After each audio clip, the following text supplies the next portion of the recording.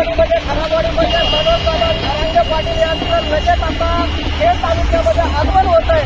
त्या निमित्ताने आपण खराबवाडीमध्ये आलेलो. खराबवाडीमध्ये आपण आला असता इथे बरेच मराठा योद्धा मुंबईकडे रवाना होतं. त्या निमित्तानं खराबवाडीमध्ये मनोज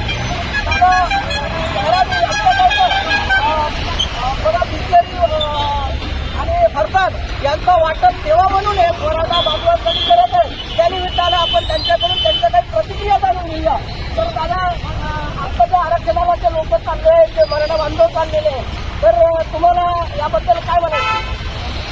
हे लोक चालले आहेत की गावागावातून अख्ख्या महाराष्ट्रातून चालली आहेत आणि हे आरक्षण भेटणारच आहे. आणि ते आरक्षण आमच्या हक्काचं नाही कुणाच्या बापाचं. धनंजय पाटील आज लाखोच्या संख्येने मुंबईला चालले आहेत. तर आमचं एक कर्तव्य आहे की या जे जाणारे लोक आहेत त्यांच्यासाठी आम्ही पाण्याची व्यवस्था, जेवणाची व्यवस्था करत आहेत आणि आम्ही सुद्धा त्यांच्यासोबत मुंबईला जाणार आहे.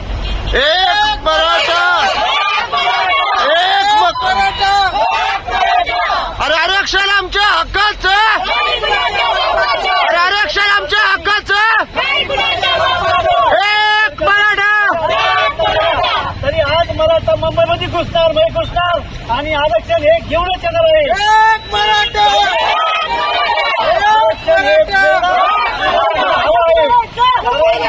आमच्या लेकराबाळाचा प्रश्न आहे. सर्व नोकरीसाठी आणि जातीसाठी आज हे जर भांडणं करत असतील तर आम्ही आरक्षण घेऊनच थांबणार आहे. त्यासाठी लाखोच्या संख्येने जाणारी बोलली यासाठी आमचं कर्तव्य म्हणून आम्ही त्यांना सेवादार म्हणून जी या जेवणाची व्यवस्था करत आहोत. जय शिवराय.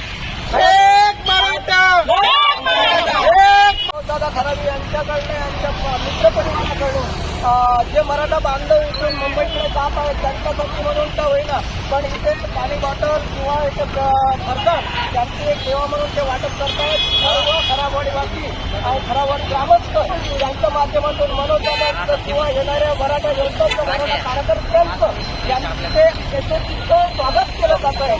त्या निमित्तानं हा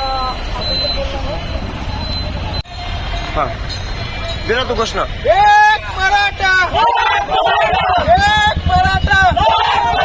आरक्षण आमच्या हक्काचं नाही कुणा